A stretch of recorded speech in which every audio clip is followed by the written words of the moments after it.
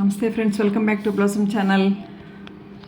పూలమాల కురుస్తున్నానండి. నందివర్ధనం పూలు ఇవి ఒంటి రేకు పూలు ఇలా మందంగా ఉంటాయి. నందివర్ధనం ఒంటి రేకు కూడా కొంచెం పలసగా ఉంటాయండి.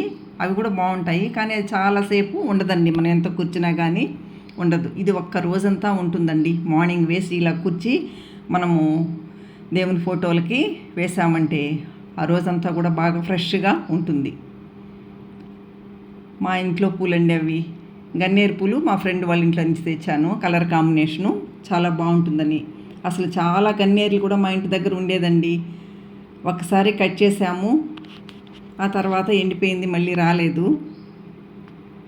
చూడండి కలర్ కాంబినేషను, వైట్కి పింకు చాలా బాగుంటుందండి. మనం పూలమాల బయట షాప్లో నుంచి కొనుక్కొచ్చుకుంటామే, అలా ఉంటుందండి ఇలా కూరుస్తూ ఉంటే. మల్లెపూల సీజన్లో మల్లెపూలు కూడా 4 రకాలు ఉంటాయండి ఇంట్లో. మామూలుగా మేము బయట ఎక్కడ కూడా షాపుల్లో నుంచి తీసుకురాము పూలు. ఫుల్లుగా ఇంట్లోనే పూస్తుంటాయండి. ఇలా రోజుకొక దేవునికి మాల కూర్చి వేస్తుంటాను. మామూలుగా లలిత అమ్మవారికి వేస్తుంటాను. ఆ తర్వాత వెంకటేశ్వర స్వామికి, సత్యనారాయణ స్వామికి ఇలా ఒక్కొక్కరికి ఒక్కొక్క రోజు మాల కూర్చి ఇలా వేస్తూ ఉంటామండి. ఇది నా హాబీ అండి.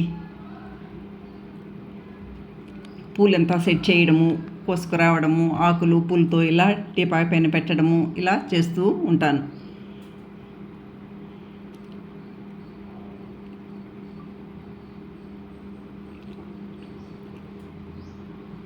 పింకు పూలతో కొన్ని, ఆ తర్వాత మళ్ళీ వైట్ పూలు.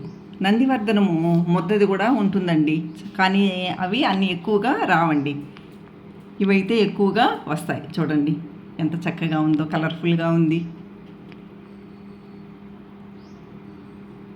ఈ పూలు బాగా ఎక్కువగా వస్తాయండి. ఈ మొక్కని మనము కట్ చేసి నాటితే కూడా వస్తుందండి.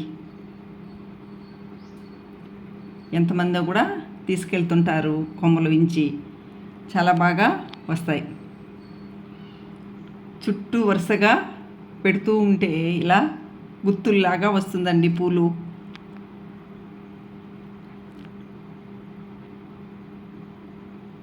రెడ్ పూలు అయితే కూడా బాగుంటుందండి. ఒక్కొక్కసారికి నూరువరహాలు పూలు ఉన్నాయండి ఇంట్లో, రెడ్ కలరు. దానిని కూడా ఇలా కూరుస్తూ ఉంటానండి నేను అప్పుడప్పుడు.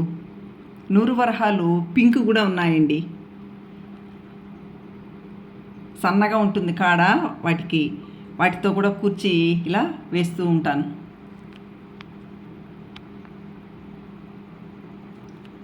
మన ఇంట్లో పూలు మనం దేవుడికి పెట్టడం అంటే చాలా బాగుంటుందండి. మనం కొనుక్కురావడం వీలైనప్పుడు మన ఇంట్లోనే ఇలా మాల కట్టి అమ్మవారికి వేస్తుంటాను.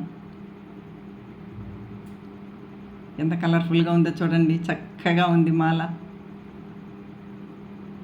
మీరు కూడా ఇలా కూర్చోండి.